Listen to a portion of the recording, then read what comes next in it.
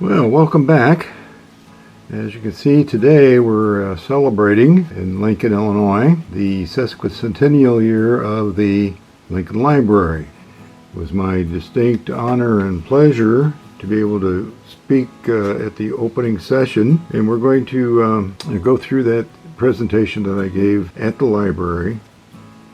My history with the library goes back to my very, very young years when I was in grade school at Washington Monroe School, which was just a block east of the library.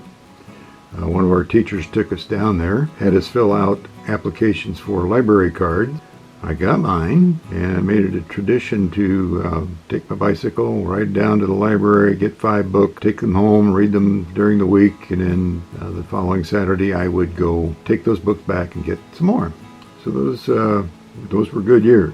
Then I got into high school. It was in the 60s, early 60s actually. TV was a fascinating thing at home, so it was a big distraction. And the library gave me a place to go to be able to concentrate on the reading and the lessons that I was supposed to do for each of the classes. So I was really very thankful that that environment existed to eliminate the distractions that I was running to at home. And the third time that it became very important to me was after I retired, because I started doing a lot of research for the Logan County Genealogical and Historical Society, especially with the newspapers on microfilm. So I would spend many hours there on the microfilm machine, reading what was in the old newspapers or getting articles for other research. And this was the issue of the Lincoln Herald that first article appeared in. Now, this is the April 16th, 1874 issue of the Lincoln Herald, and this is actually a paper that we have at the center. We have 800 of these, so we have quite a few. But on page 2, see my try at putting a rectangle around an article. It talked about the library and the people who were trying to get it started, and I was really interested in that first paragraph, and I'll read that to you in case you can't read it there, because I've learned from this article that the library, the impetus for the library, came out of the temperance organizations and the temperance movement as providing an alternate activity for young men, young ladies, to have something to do other than frequent saloons or barber shop, pool halls, those things that were seen as really devastating. Temperance influence. Just now, the temperance agitation forcibly suggests it as a valuable auxiliary against the open doors of the drinking saloon, not only for the present time, but also for a channel turn the steps of rising generation from these resorts by implanting in their minds a love of knowledge and a friendship with the great and good whom we know by their written word. So the article went on to tell how they were going to go about doing this. A week later, on the 23rd of April, the library group met and organized to a functioning committee, and Colonel Robert B. Latham acted as the temporary president, Professor D.M. Harris as temporary secretary.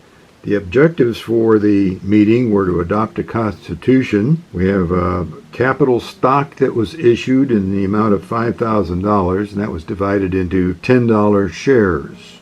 So anybody who had $10 could get a share, and then they would be a voting member of the association. If they bought 5 of those stocks for $50, they would be a life member of the association. Yearly subscriptions, you could do it that way. You could get into the library and use their facilities and their contents on a yearly basis at $3 a year, or we'll do it by quarterly, which is $1.25 a quarter. They were going to be electing 6 directors from the stockholders as soon as they had some stockholders, and the organization is to be effected as soon as $1,000 in stock had been subscribed, and they were going to organize on how to go out and solicit for the sale of those stock. And they turned to the ladies for that, to be able to sell those stocks. And they did a pretty good job. And you have to remember, too, that the ladies pretty much made up the temperance organizations along with the ministers of the churches.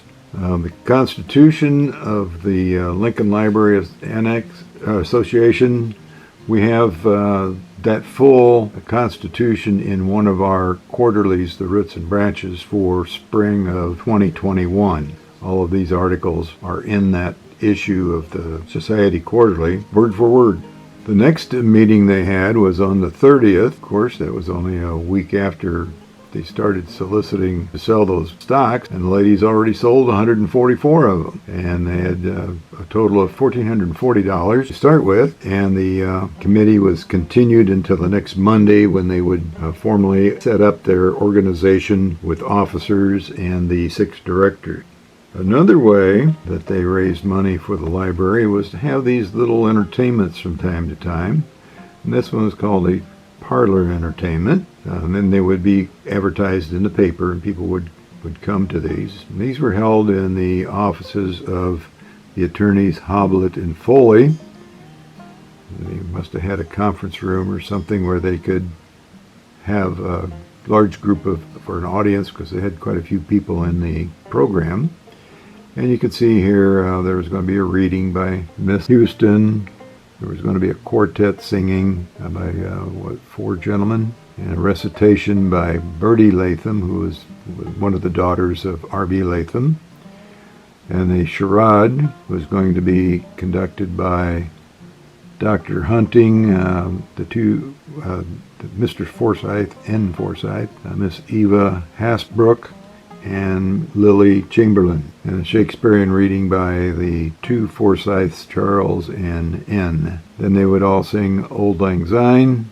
Last sentence tells you what the money was being raised for. It was going to be to furnish the essentials for the library. The library was incorporated on May 18th, 1874, and these were the 11 gentlemen who signed the incorporation papers to get this thing off the ground legally and be recognized by the state of Illinois.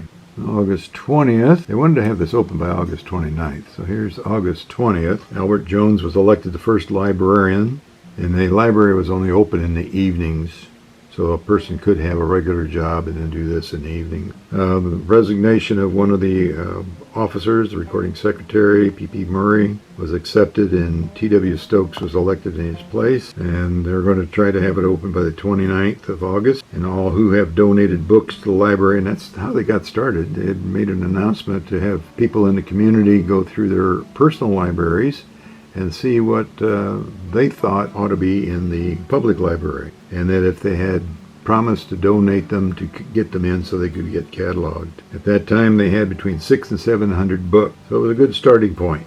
And they also had subscriptions to various periodicals. So now we have to figure out where the library was. We do have one more article before we go here, and this is 1875. This is a year-end report, so it kind of gives us an idea of what happened during the year. You can see the officers at the top. Directors ended up being M.W. Barrett, S.A. Foley, B.H. Brainerd, Kate Pingram, Hattie Harris, and Frank Fisk. Some changes in the officers. T.B. Utze was elected to fill this vacancy after the resignation of B.B. Brainerd, and W.H. Stokes was elected to recording secretary. Vice President Murray resigned, and that's who Stokes replaced.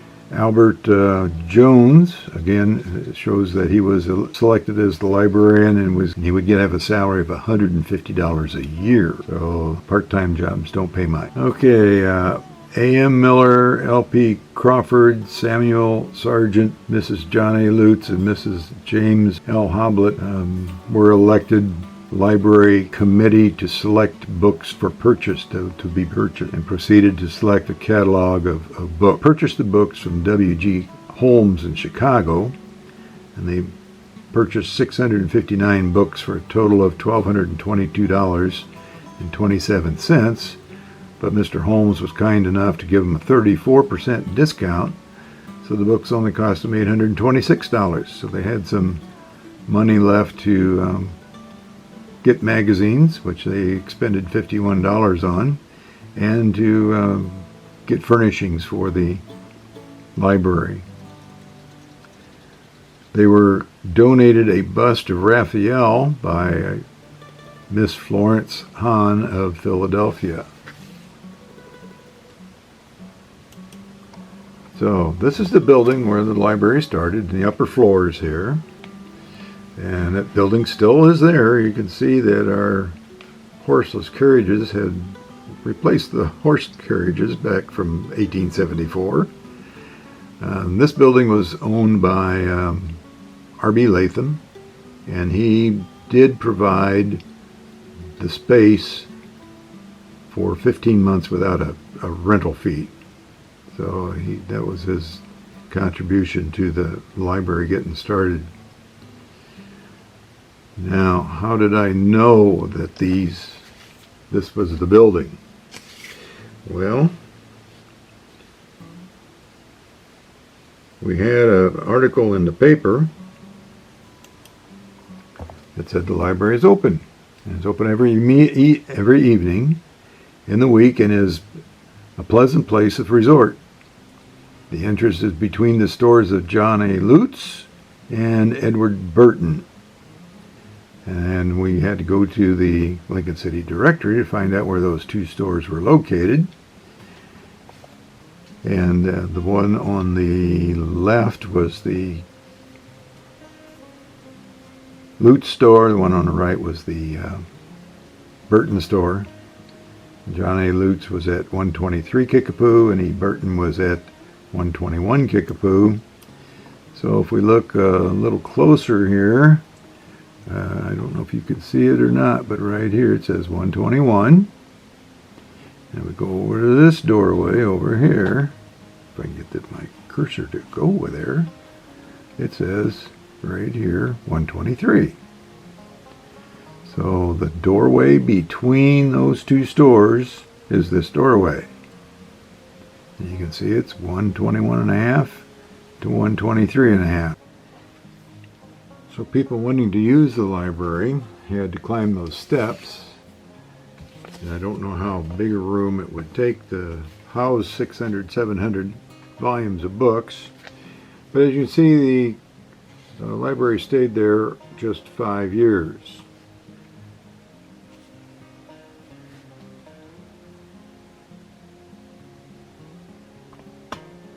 Then we need to find out where it went after this.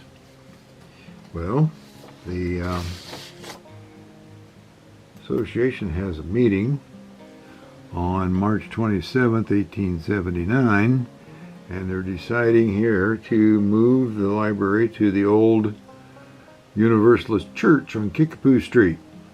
It's opposite, west of Latham Park, facing the park. And the directors have secured the church for 5 years on the conditions that they'll repair the building, paint the woodwork where needed, pipe in gas for light and heating, and then keep it in good repair while they're there. So the Library Association decided to move, and you'll see that it's doesn't have any steps to get to it. Because here's the building. Well, there are a few steps, but not like walking up to a second floor. Now this building was much larger than what they had to start with on also Kickapoo Street, but at 131. This would be the 200 block north of Broadway. So we have this much larger building. They have probably 2,000 maybe books at this time from purchases over the years, or the 5 years in between. We know they bought those 659 books before they opened this library, or as they opened it. So that didn't take up very much room in this building.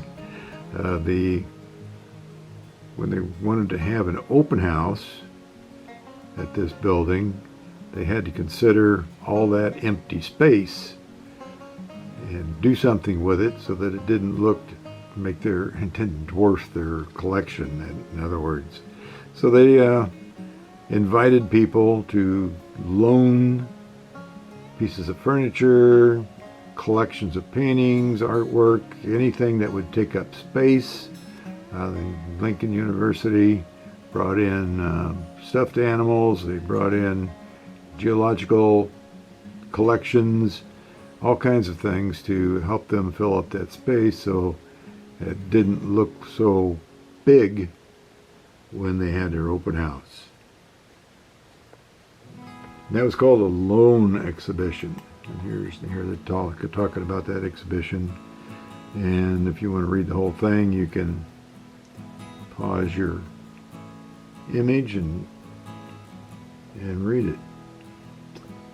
But they were only here 5 years. 1884 was the last year, and that was the end of their contract for the leasing of that building.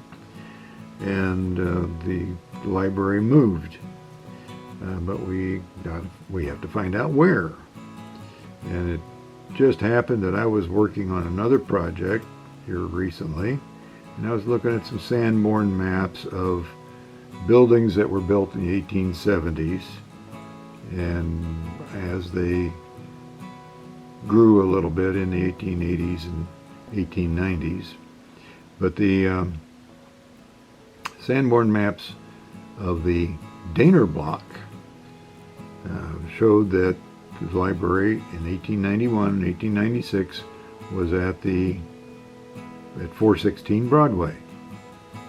Well, between 1884, which it did not show it at Broadway, they only came out with these maps every so often. It looks like about 5 years. 84 to 91 was 7 years. But it was at 416 Broadway in the upper floor of a bookstore, book and stationery store. So we have to kind of figure out where it was in that second floor, and we do have an address of 416, so we can look at that drawing, the Sanborn map. Now these maps were made by insurance companies to know where furnaces were placed, where flues were, things of that sort that might cause a fire. As you can see, this is over here on the right side. That's all a stable and feed store. And here we have different kinds of stores. Grocery store down here, and they had tin shops and hardware stores and all different kinds of stores in here. But here's 416. It's the second one from the alley. Now, what's there now? Because this was torn down like in 1968 or 1969. It was almost 100 years old when it was torn down. Well, that was torn down for the Lincoln Savings and Loan to put up the building that Heartland Bank is in right now. And that takes up most of this area of the block right here. And then their drive-through is over here on this side. But this is an alleyway between the west end of the block and the east end of the block. And this is called a Daner block because it's the Daner block of buildings. It doesn't take up the whole block. It's about a quarter of the entire block. So we have the public library right here. Now they're back to using steps again. So it kind of discourages the women from going up and using the library. Okay, so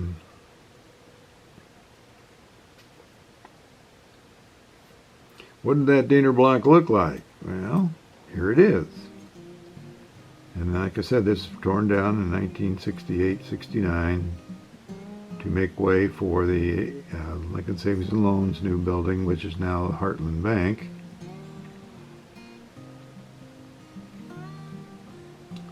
And 416, we said, was over here near the alley. Here's the alley. You can see where the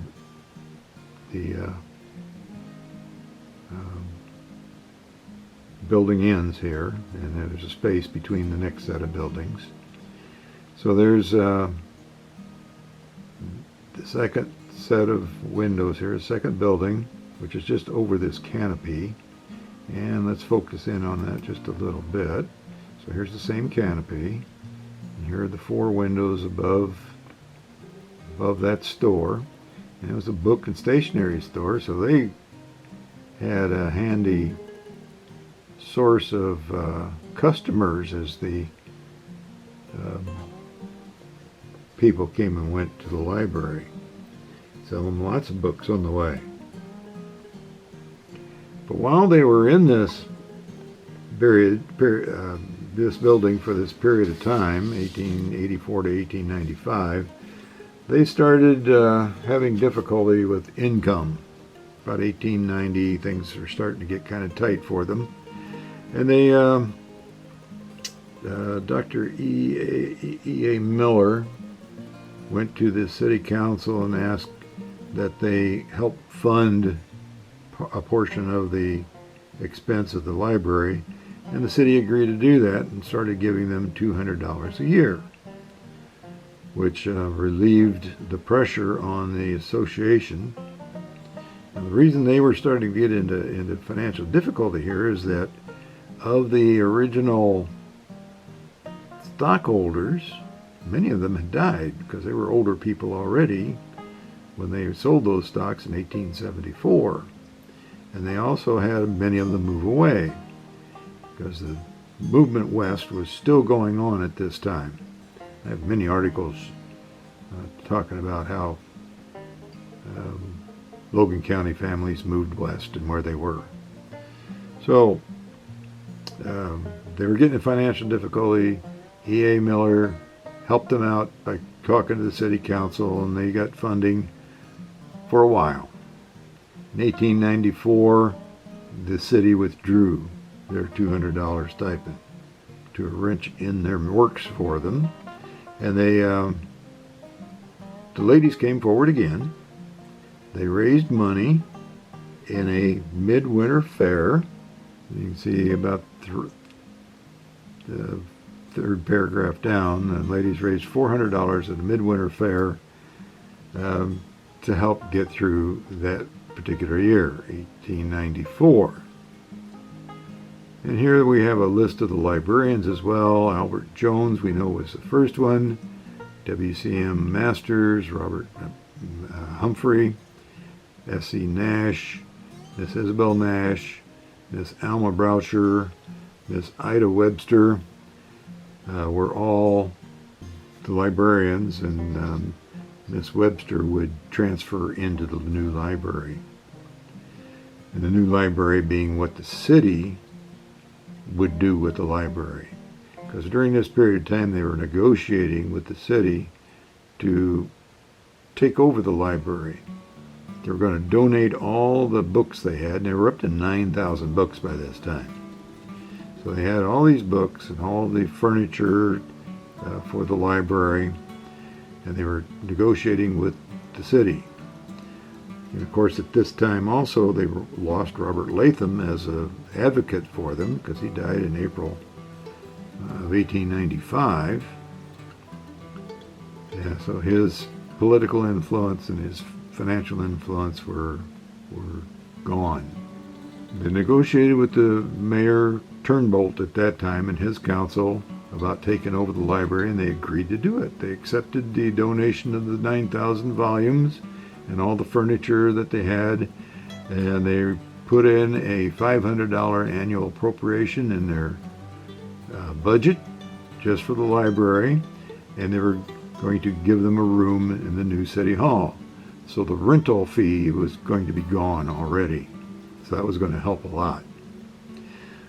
But that means the society, the association, the library association, was going to have to disband and give everything to the library and let the city take control of that. So about this time, 1895, the new city hall was built. The city hall we have right now was brand new in 1895, so they hadn't filled it up yet. So we got a description here of where in the city hall it was going to be. It's on the lower floor. It's located on the west side of the building. And the entrance is what we know as the main entrance now. It was the west entrance. And it was a vestibule entrance. So there was a double set of doors there. And there was no way to get from the library into the rest of the city hall in the after hours when the library would be open. There was a hallway between the library and the city hall from the main entrance as it was at that time. The library is 23 by 48 feet in dimension and lighted with 8 windows. And the entrance is in the center and protected by a vestibule. And that entrance is on the McLean Street side. And here's City Hall as it looked during that period of time. And the doorway they're talking about is right here. And this room here, it was one big room at that time. It hadn't been divided up. They had that whole west end on the first floor as the library. So this was the McLean Street entrance, which we know as the main entrance to City Hall, if you don't go to the back where the parking lot is. And this was the main entrance in 1895. I think now this whole tower here is used for an elevator, if I remember right. It's been a while since I've seen that. So that's where the library was located from 1895 to 1903. Well, what happened in 1903 that the library moved? Well, during the time it was here in the City Hall, some things happened that made it possible for the library to have its own building. In 1897, Miss Isabel Nash, who had been one of the librarians, bequeathed her estate to the library. Her entire estate, her house, her property, and the property was where the library sits right now, on that corner. And including her house and the property. The property wasn't big enough to put the library on as we know it. There was another property there owned by George W. Reed. So when they got around to building that new library, they had to purchase the Reed property as well. In 1899, Mrs. Louise C. Scully passed away and left $2,000 to the library. And it couldn't be spent for anything. It was the interest off of this $2,000 that would be an annual income for the library to purchase books. And it wasn't the entire interest for the year, but about half, I think, they could use to buy books. And the other half went back into the fund to increase the fund so that the interest would increase over time. Then in 1901, Andrew Carnegie started giving money to cities for libraries, to build libraries. And Judge Stephen Foley was aware of that, and he did all of his homework and figured out how to go about getting Mr. Carnegie to provide them with some money. So he did all the paperwork that was necessary, and he contacted the mayor, W.O. Jones at the time, to secure a $25,000 gift from Mr. Carnegie. Now, Mr. Foley had been on the library board the entire time from 1874 up till this 1901 period of time. So he had been on there 29 years, and he did a lot to get this library in place. But he talked to Mayor Jones and asked for a special meeting of the city council, which they did. And he laid out the plan of how to go about getting Mr. Carnegie to give them the money they needed, the $25,000. Judge Foley trained Mayor Jones to go to New York to deliver the proposal to the Carnegie Association, and paid for the trip. So if it was a failure, the city wouldn't be out that money. So he paid for the trip for the mayor to go and deliver this material and talk to whoever he was going to talk to. Well, you can imagine his surprise when he got there that he was greeted by none other than Andrew Carnegie. So he got to present the whole thing to Carnegie all at one shot. And Judge Foley had all the paperwork prepared. He had everything that was necessary to prove to Carnegie that the city was serious about getting the library. He had the city council adopt resolutions and other legal language to be able to support the library. So it was pretty well tied up. He did a neat job. He was a smart man, Mr. Foley was. So they got the $25,000. It was within 4 days of the mayor returning to Lincoln that he got notification from Carnegie that he was giving them the $25,000.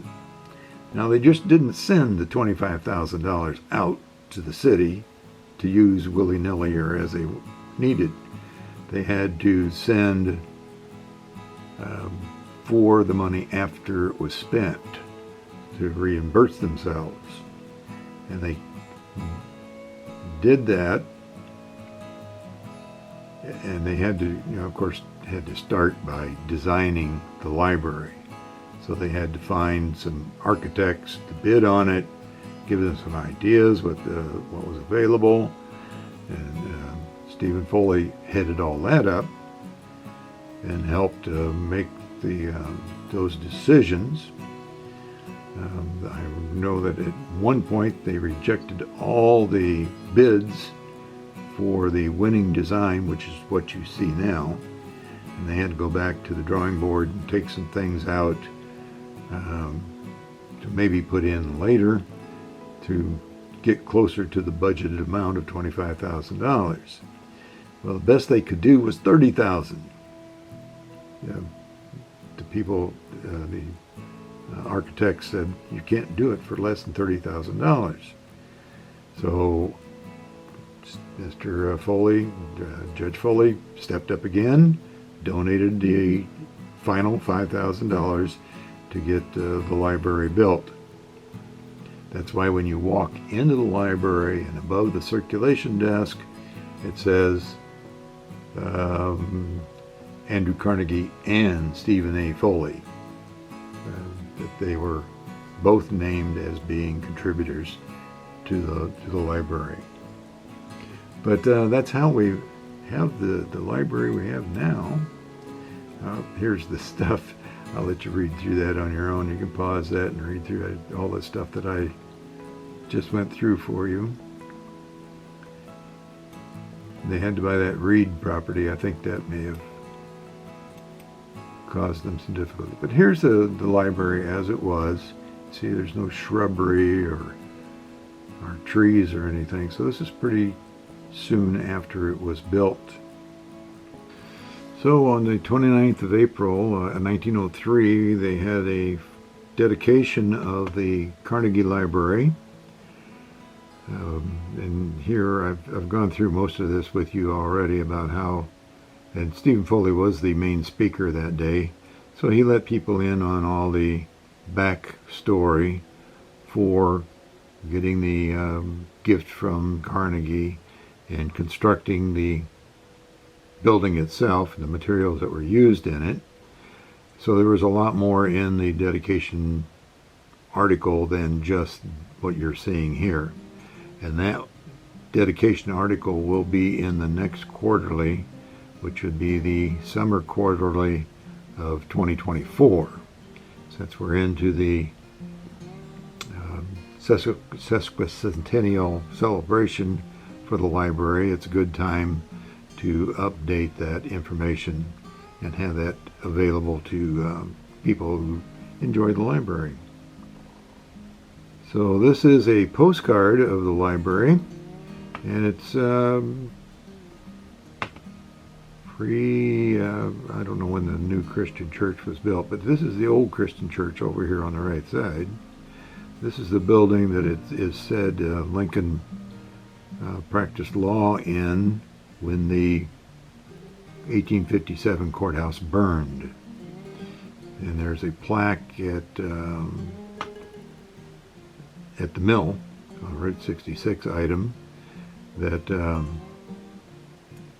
explains that. And the plaque was on the building when they tore it down. The plaque either got lost or put away somewhere, but it surfaced here a few years ago, and it's now at the mill. So here's a nice picture of the library. And here are the librarians in 1903. Ida Webster, of course, was the librarian during the transition from the Library Association to the city ownership to the building of the Carnegie Library. So she was in that transition period. And here you see her assistant, Lulu Hayes. And I'm sorry, this is a grainy picture, but it was from a newspaper from a long time ago, I guess. But Miss Webster was quite intelligent. She taught herself library science to be able to get the books organized according to the Dewey Decimal System, so that when people came in from out of town and were used to using that system, they would be using the same system here. And that's why a system like that is being used in all libraries, so that the classifications and categories are all the same. So here's the library today, along with its annex. Now, the library expanded in 1995 into the building that we call the annex, which is across the alley from the library. And it was a building that was built in 1960 and used as Woolworth store until it was purchased in 1995, the city. So this is what it looks like today. I took these pictures on the 17th of May, the day before I spoke to the library. This annex is used mostly by the juvenile portion of our population, the young people and children, and you can find AV stuff in there as well. There's books on CD and books on tape, I guess, so that people with vision problems can keep reading or have it read for them. Now, I know there a lot of stories that are missed here between 1903 and 2024, but that's the part of the history I know, and whatever can be found on that in the interim part can be done by another researcher. So that's where we are, and thank you for listening, and we'll see you the next time.